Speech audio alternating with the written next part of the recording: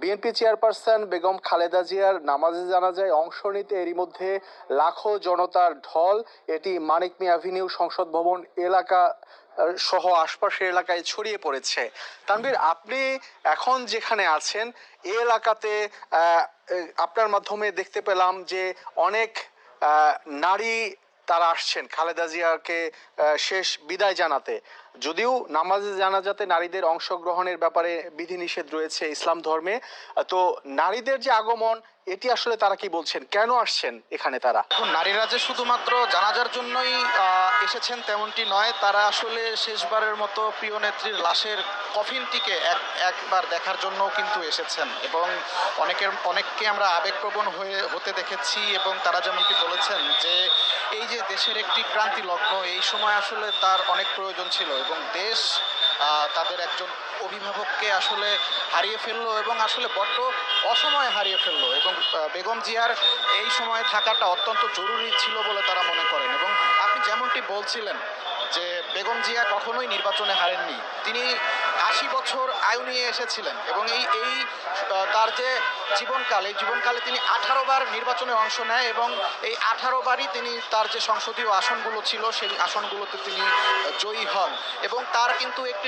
একটি জনসভারও রেকর্ড রয়েছে। তিনি একদিনে ৩৮টি নির্বাচনী জনসভা করেছিলেন এবং ৩ বার তিনি দেশের প্রধানমন্ত্রী হিসেবে তিনি শপথ পাঠ করেন, যেটিও বাংলাদেশে প্রথম। এবং তিনি যেবার প্রথম শপথ পাঠ করেন তিনি কিন্তু দক্ষিণ এশিয়ার দ্বিতীয় নারী প্রধানমন্ত্রী হিসেবে তিনি শপথ বাক্য পাঠ করেন এবং তিনি কিন্তু দেশের আপসীন নেত্রী এবং দেশের মানুষ থেকে তিনি সব সময় ভালোবাসা পেয়েছেন, তীব্র জনসমর্থন পেয়েছেন এবং তিনি যখন এই বিএনপির হাল ধরেন তখন কিন্তু একটি ক্রান্তি লগ্ন ছিল। স্বামীর মৃত্যুর পর একদম শূন্য থেকে শুরু করেন, একজন গৃহিণী থেকে তিনি কিন্তু আজ একজন কিংবদন্তি হয়েছেন এবং সেই কিংবদন্তিকে শেষবারের মতো একবার দেখার জন্য লক্ষ লক্ষ মানুষ আজ ঢাকার পথে।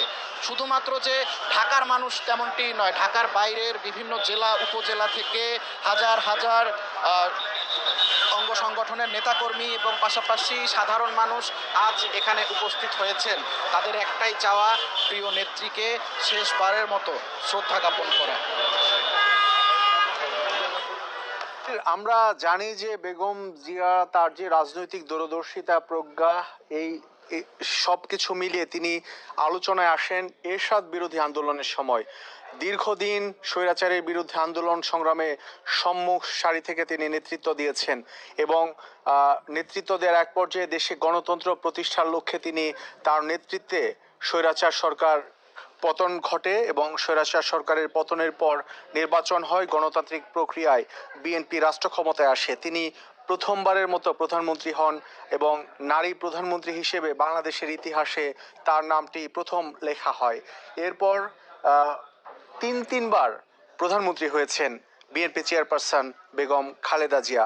তার এই রাজনৈতিক বর্ণাঢ্য রাজনৈতিক জীবনে তিনি কখনোই আপোষ করেননি, সব সময় মানুষের জন্য কথা বলেছেন, দেশের পক্ষে কাজ করেছেন, দেশকে ভালোবেসেছেন এবং মৃত্যুর আগ পর্যন্ত তিনি দেশকে আগলে রাখার চেষ্টা করেছেন এবং তার যে রাজনৈতিক দূরদর্শিতা, প্রজ্ঞা এবং আপোষহীনতা, এই কারণে তিনি মৃত্যুর আগে কিন্তু হয়ে ওঠেন সবার নেত্রী, দেশনেত্রী বেগম খালেদা জিয়া হয়ে ওঠেন। তখন কিন্তু শুধু বিএনপির নেত্রী হিসেবে খালেদা জিয়ার পরিচয় কিন্তু আমরা দেখতে পাইনি, যেটি আমরা সশস্ত্র বাহিনী দিবসে দেখেছি।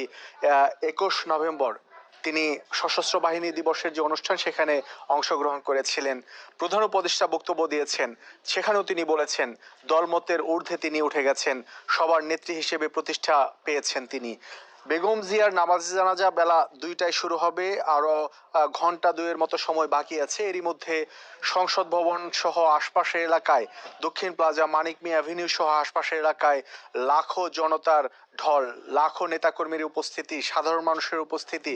তারা বসে আছেন, অপেক্ষা করছেন তাদের প্রিয় নেত্রীর নামাজ জানাজায় শরীক হতে এবং জানাজা শেষে তারা তার রুহের মাগফিরাত কামনায় দোয়া ও মোনাজাত করবেন।